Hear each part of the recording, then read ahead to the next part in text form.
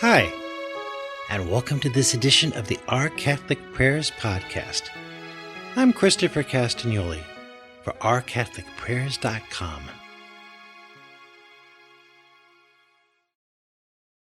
As the holidays wrap up, and we all look forward, or with trepidation, to that happy new year, resolutions to do better or otherwise improve in some way seem all the more necessary, considering the tumultuous times in which we live these days.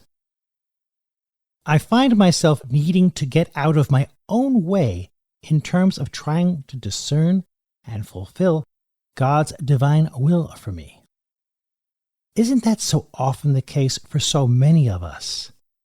How do you get yourself out of your own way? Several times in confession a while back, a particular priest hearing my confession would bring up these great verses from St. Paul on the degree to which from original sin we are all burdened by the various concupiscent desires, not at all in keeping with God's will for us. These striking words from his letter to the Romans, coming from such a towering figure in our faith, the great apostle to the Gentiles, give me hope that I'm not at all alone in dealing with various temptations. And considering the verses that I will now recite, neither are you. These are taken from chapter 7 of this letter.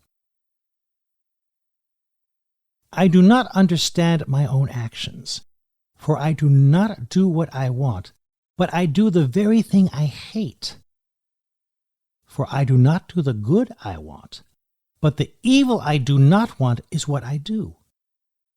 Now if I do what I do not want, it is no longer that I do it, but sin which dwells within me. So I find it to be a law that when I want to do right, evil lies close at hand. For I delight in the law of God, in my inmost self, but I see in my members another law at war with the law of my mind, and making me captive to the law of sin which dwells in my members. Wretched man that I am, who will deliver me from this body of death? Thanks be to God, through Jesus Christ our Lord. This is taken from St. Paul's letter to the Romans, verses 15 and 19 through 25.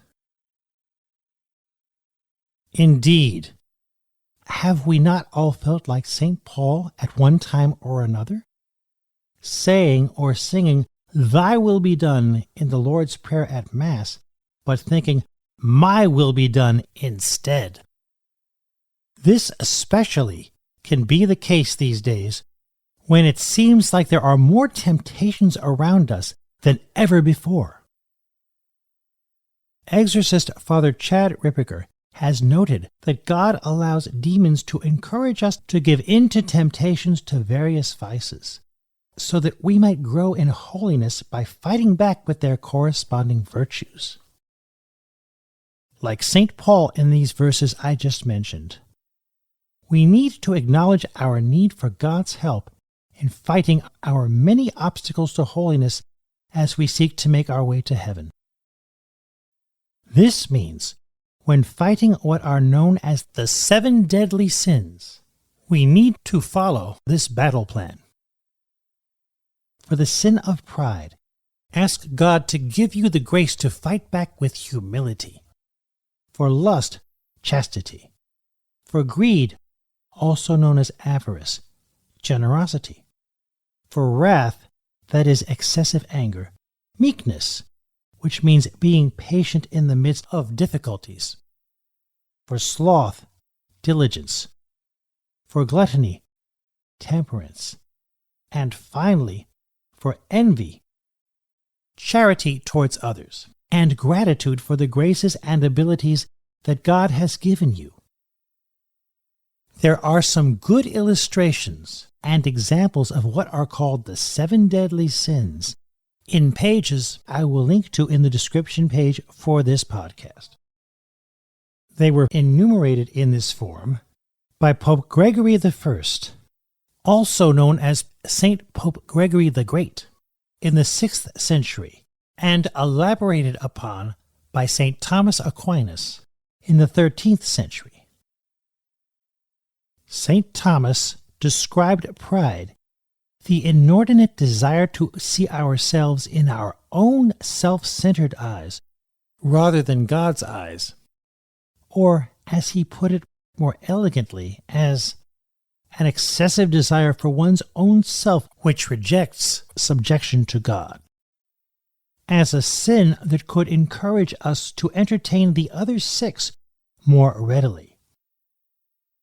These other deadly sins can still cause a great deal of trouble and even havoc in our relationship not only with God, but not coincidentally with each other.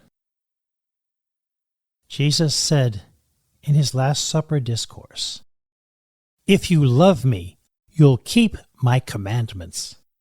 This is taken from John's Gospel, chapter 14, verse 15. So many of us these days, given our fallen nature, might give lip service to those 10, but in our hearts we're thinking, we don't need no stinking commandments. How's that working out for everyone these days, folks? When you find your good intentions and New Year's resolutions to be as solid as an ice cube on a hot stove, ask Jesus and our Blessed Mother for their assistance in turning away from your sinful inclinations. And, especially now, remember that the sacrament of penance, better known as confession, is an essential weapon, along with prayer, for much-needed graces in fighting whatever disordered temptations you may be experiencing that would hinder you on your spiritual journey to holiness. Remember this, that while sinful temptations are strong, you can be stronger if you ask for God's help in prayer, and our Blessed Mother's as well, as much and as often as you need.